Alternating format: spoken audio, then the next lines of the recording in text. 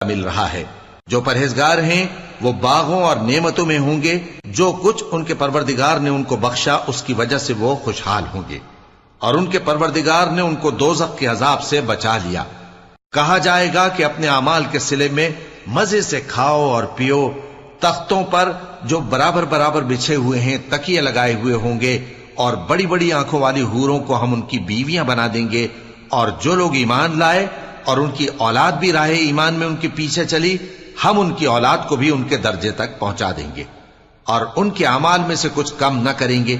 ہر شخص اپنے اعمال میں پھنسا ہوا ہے، اور جس طرح کے میوے اور گوشت کو ان کا جی چاہے گا ہم ان کو عطا کریں گے۔ وہاں وہ جام شراب کی چھینا جھپٹی کریں گے، جس کے پینے سے نہ کوئی لغو بات ہوگی اور نہ کوئی گناہ کا کام۔ اور نوجوان خدمتگار جو ایسے ہوں گے جیسے چھپائے ہوئے موتی، جو ان کے آس پاس پھریں گے اور ایک دوسرے کی طرف رخ